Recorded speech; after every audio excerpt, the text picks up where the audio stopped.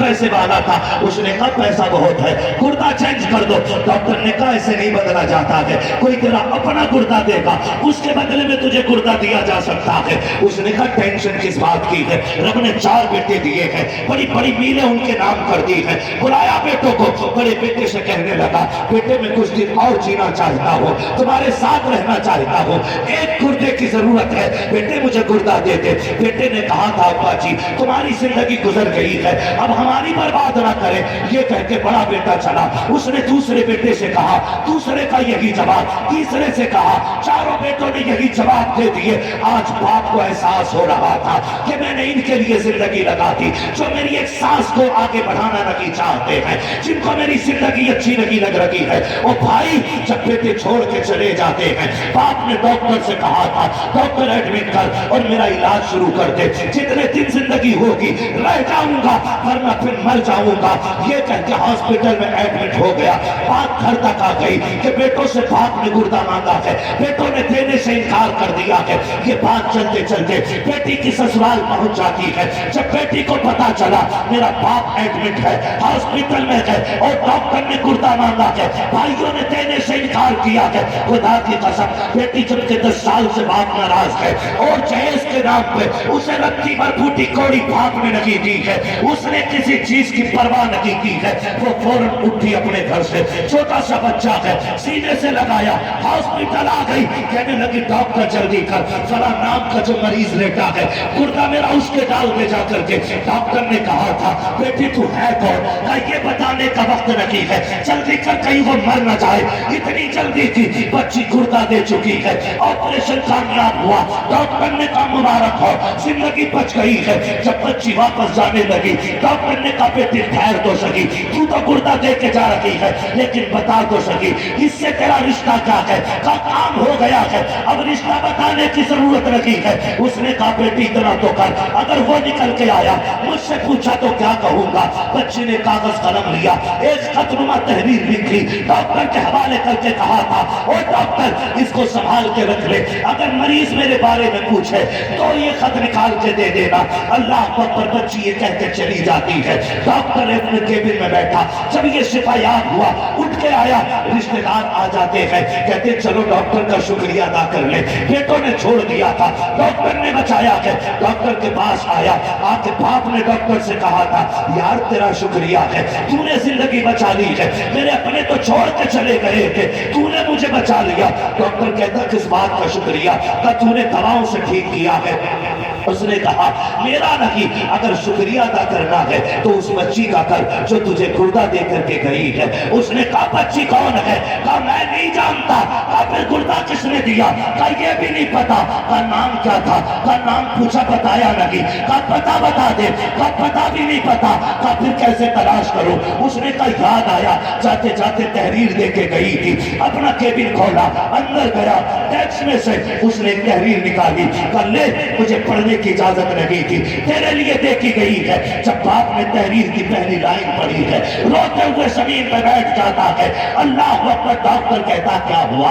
اس نے کہا یہ کسی اور کی نہیں، میری اپنی بیٹی کی لکھی ہوئی تحریر ہے۔ کہا لکھا کیا ہے؟ کہا ڈاکٹر نہ پوچھ برداشت نہ کر سکے گا، میں وہ کم نصیب ہوں جو 10 سال سے اس بیٹی کے دروازے پہ نہیں گیا تھا، جائیداد بیٹوں کے نام کر دی، بیٹی کو ایک پھوٹی کوڑی تک نہیں دی تھی۔ کہا ڈاکٹر بتا تو سکی اس میں لکھا کیا ہے؟ ڈاکٹر نے اتنا کہا، وہ کہتا سن اس میں لکھا ہے میرے باپ تیری بدنصیب بیٹی کا سلام تیری بارگاہ میں قبول ہو۔ ابا تو 10 سال سے میرے دروازے نہیں آیا ہے، مجھے کچھ نہیں معلوم کہ میری خطا کیا تھی، میں نے تیرا بگاڑا کیا تھا، لیکن ابا تجھے پتا ہے جب ہر سال عید کا چاند نظر آتا ہے سب آسمان کی طرف دیکھتے ہیں، میں گھر کی چوکھٹ کی طرف دیکھتی ہوں، اس لیے کہ دنیا کی عید کا چاند دروازے سے نکلے گا، میرا دنیا کی عید کا چاند آسمان پہ نکلے گا، میرا چاند میری چوکھٹ سے نکلے گا۔ ابا جی 10 سال ہو گئے ہیں میں تیری راہ تکتی رہی ہوں لیکن اپنی بیٹی کے دروازے تو نہیں آیا ہے۔ اے میرے باپ، میرے بچے تو نئے کپڑے پہن لیتے ہیں، آج تک تیری بیٹی نے عید میں نئے کپڑے نہیں پہنے ہیں۔ میرے بچے مجھ سے کہتے ہیں ابا بتا، اما بتا تو سکی تو نئے کپڑے کب پہنے کی؟ میں کہتا ہوں بیٹی تمہارا چاند دکھ گیا ہے اس لیے تم نے عید منائی ہے، ابھی میرا چاند نہیں آیا ہے اس لیے میں عید نہیں کروں گی۔ 10 سال ہو گئے میں نے آج تک بغیر عید نہیں کی ہے۔ ابا میں تجھ سے ناراض نہیں ہوں، تو نے جائیداد اٹھا کر کے بیٹوں کے نام کر دی، مجھے یہ بھی شکوا نہیں ہے، میلے اٹھائی بیٹوں کو دے دی، مجھے یہ بھی شکایت نہیں ہے۔ ابا مجھے یہ پتا چلا کہ تیرے گردے فیل ہو گئے ہیں اور تو جینا چاہتا ہے، بیٹوں نے انکار کر دیا۔ ابا میں برداشت نہ کر سکی، دیکھ میں تجھے گردہ دے کے جا رہی ہوں۔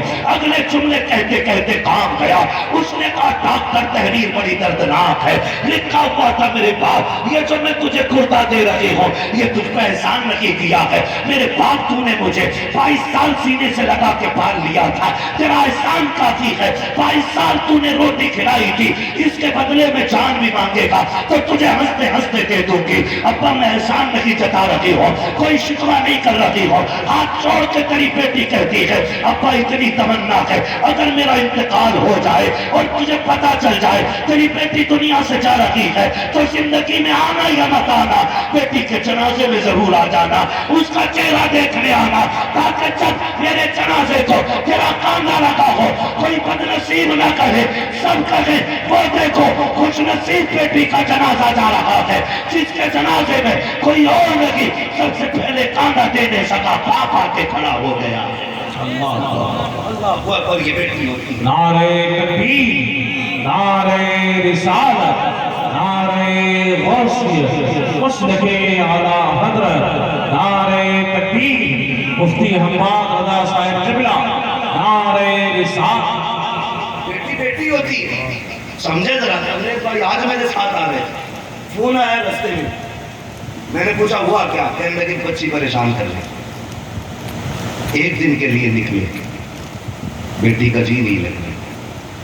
بات سوچو تو صحیح، صرف حافظ تبریز کی بیٹی کی کہانی نہیں، ہر بیٹی کا درد یہی ہے، ہر بیٹی کا پیار یہی ہے۔ یہ ہمارے بغیر رہ نہیں پاتی ہے، یہ ہمارے بغیر ہنس نہیں پاتی ہے۔ کیا تم نے نہیں دیکھا؟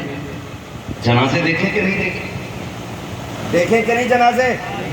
بولیں اگر جاگ رہے ہیں تو دیکھیں جنازے، دیکھیں نا جنازے۔ کئی بار ایسا ہوتا ہے کہ باپ کے جنازے پہ بیٹا تھوڑی دیر رو لیتا ہے، پھر اس کے بعد کام میں لگ جاتا ہے۔ بیٹے آتے بھی رہتے ہیں جاتے بھی رہتے ہیں، لیکن آج تک تم بتاؤ مجھے، تم نے کسی بیٹی کو باپ کا جنازہ چھوڑ کے جاتے دیکھا؟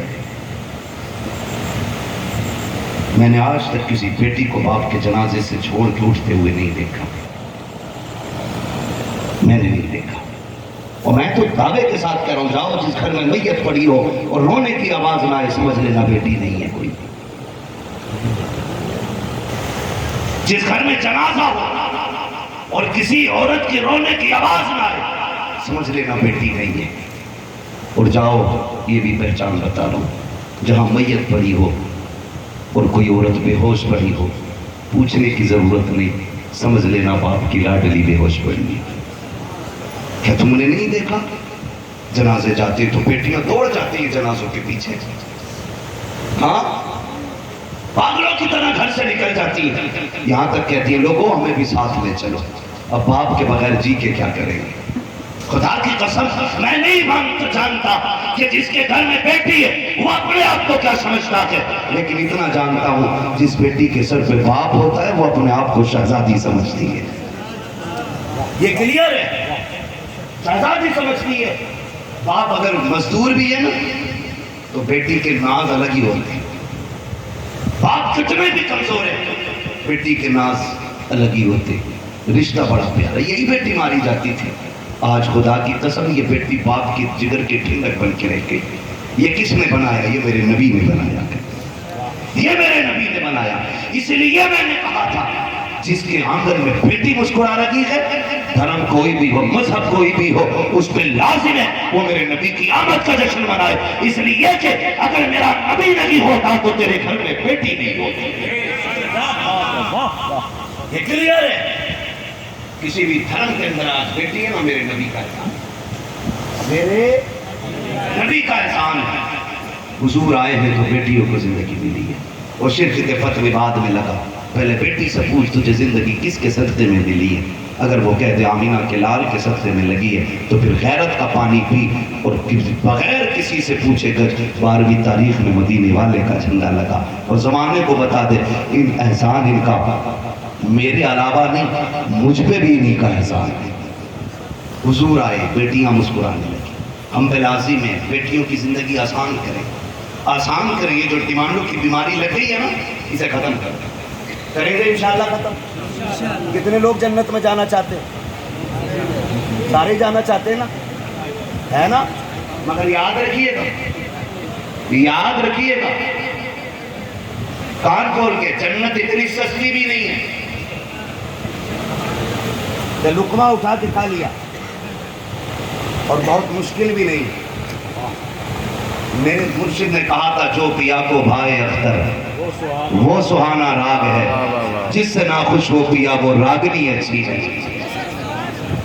میرے مرشد نے کہا تھا او بھائی، رب کو جو نیکی پسند آ جائے بس پھر وہی ہے۔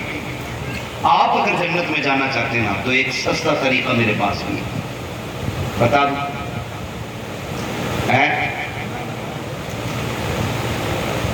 سننا چاہ رہے ہیں؟